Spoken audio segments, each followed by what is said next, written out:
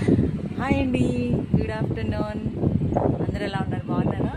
ఇదైతే మాకు ఇప్పుడు వెదర్ అండి 12 o'clock. చూడండి ఎలా ఉందో.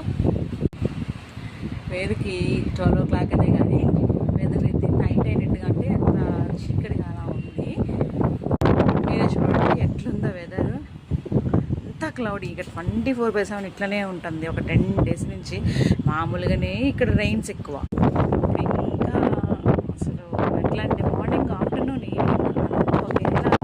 మార్నింగ్కి ఆఫ్టర్నూన్కి ఈవినింగ్కి డిఫరెన్స్ ఏం తెలియట్లేదండి. ఇది కూడా నేను పైకి టాప్ ఫ్లోర్కి వచ్చాను కాబట్టి ఇంత కొంచెం తెలుస్తుంది అనమాట. కింద ఫ్లోర్స్లో అయితే చీకటిగా ఉంది. వెదర్ అయితే భలే ఉందండి,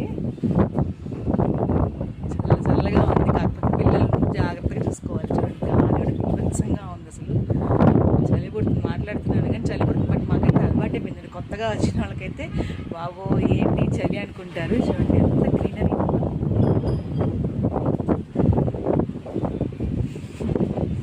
ఇది మా హౌస్ పైకి మాట్లాడుతున్నా అండి. చాలా బాగుంది వెదర్, మీకు కూడా చూపిద్దాము అండి. బాయ్ అండి.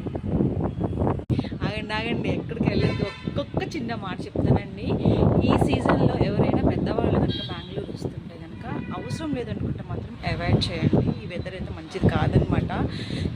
ఎస్పెషల్లీ మన ఆంధ్ర వాళ్ళకి ఇది వెదర్ మనకు చూడడానికే చల్లగా ఉంటుందండి. హెల్త్కి అయితే మంచిది కాదు. అలవాటైన బాడీస్కి అయితే ఏం పర్వాలేదండి. కొత్తగా ఎవరైనా చూడాలని అంటే జస్ట్ 1 week 10 days ఉండడానికి అట్లా వస్తుంటారు కదా, వాళ్ళైతే కొంచెం జాగ్రత్తగా అవసరమైతేనే రండి, లేదంటే అవాయిడ్ చేయండి. వస్తే మాత్రం జాగ్రత్తగా ఉండండి. పిల్లల్ని తీసుకొని వస్తుంటే మాత్రం చాలా జాగ్రత్తగా ఉండండి. ఎందుకంటే మళ్ళీ జలుబులు ఇవన్నీ వచ్చుంటే హాస్పిటల్స్ చుట్టూ తిరగాలి. అసలు వైరల్ ఫీవర్స్ కూడా ఉన్నాయి. జాగ్రత్త అండి.